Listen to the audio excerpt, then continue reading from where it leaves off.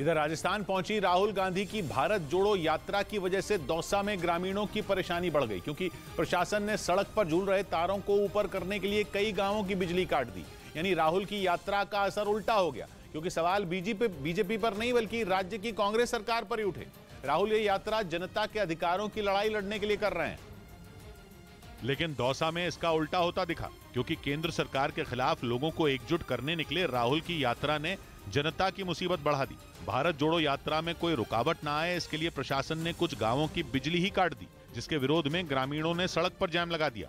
कब तक जाम रहेगा? जब तक हमारी लाइट नहीं लग जाएगी। प्रशासन ने तर्क दिया कि सड़क पर झूल रहे तारों को ऊपर करने के लिए ऐसा किया गया, जिसके लिए राहुल की यात्रा का वक्त चुना गया। ठीक करने का काम अभी क्यों चल रहा है? ये राहुल गांधी जी आ रहे हैं ना, इसके लिए। राहुल गांधी केंद्र को चुनौती देने के लिए यात्रा पर निकले हैं, लेकिन राजस्थान की कांग्रेस सरकार ने उनकी आवभगत के लिए जनता की परेशानी ही बढ़ा दी, जिसकी वजह से राहुल के सामने ही चुनौती खड़ी हो गई। क्योंकि बड़ी मशक्कत के बाद पायलट और गहलोत का झगड़ा सुलझा था और अब राजस्थान सरकार पर यात्रा के नाम पर लोगों की दिक्कत बढ़ाने का आरोप लग गया, जिससे राहुल की बीजेपी को चित करने की रणनीति को नुकसान हो सकता है। उधर अग्निपथ योजना के खिलाफ दायर याचिकाओं पर दिल्ली हाई कोर्ट ने फैसला सुरक्षित रख लिया। भारतीय सेना में भर्ती के लिए केंद्र की अग्निपथ योजना को दिल्ली हाई कोर्ट में चुनौती दी गई, जिस पर सुनवाई पूरी हो गई और कोर्ट ने अपना फैसला सुरक्षित रख लिया। जस्टिस सतीश चंद्र की बेंच ने सभी पक्षों की दलीलें सुनने के बाद फैसला सुरक्षित रखा और क्रिसमस की छुट्टियों से पहले उन्हें लिखित में अपनी दलीलें कोर्ट में जमा कराने का आदेश दिया।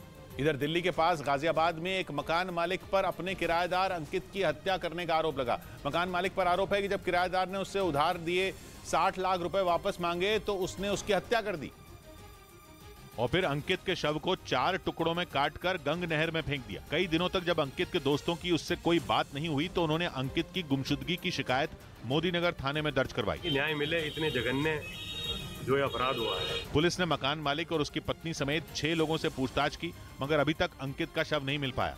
इस बीच आरोप लगाया गया कि वियतनाम की विमान कंपनी वियत जेट ने एक ऐसी फ्लाइट की टिकटें बेच दी जो असल में थी ही नहीं। जानकारी के मुताबिक कंपनी की वेबसाइट पर बेंगलुरु से वियतनाम के शहरों की तरफ जाने के लिए हवाई टिकटें बेची गईं, जबकि इस कंपनी की एक भी फ्लाइट बेंगलुरु हवाई अड्डे से उड़ती नहीं है। एयरपोर्ट पर पहुंचने के बाद जब इस बात का पता यात्रियों को लगा तो वहां हंगामा मच गया। हजारों रुपए की ठगी का शिकार हुए यात्रियों ने आरोप लगाया कि उनकी शिकायत के बाद विमान कंपनी ने अपना हेल्पलाइन नंबर तक बंद कर दिया। उधर खबर है कि सऊदी अरब के टीचरों को अब चीन की भाषा मैंडरिन भी सिखाई जाएगी।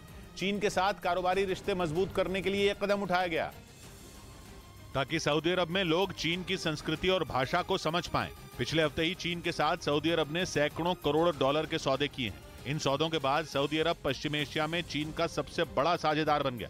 2019 में ही क्राउन प्रिंस मोहम्मद बिन सलमान ने वहां के स्कूलों में चीन की भाषा मैंडरिन सिखाने का आदेश दिया था, लेकिन टीचरों की कमी होने के कारण आदेश का पालन मुश्किल हो गया। इसीलिए अब सऊदी अरब के टीचरों को चीन की भाषा मैंडरिन सिखाने का फैसला लिया गया है। इधर अयोध्या